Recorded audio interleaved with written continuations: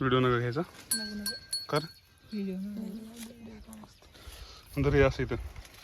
गप्पा पुन्हा मार सोड नका हे तू धर रे म्हशीला कुणाची म्हैस त्याची का तुझी तुझी का मग तू धर म्हशीला इकडे येतो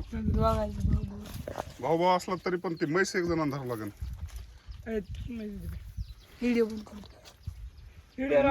काय पडलं हा पण म्हैस धरावं लागते ना एक जणांना धरतं नाही बंद करू इकडे दाखव मी धरतो तू धर म्हैस चांगली धर म्हैस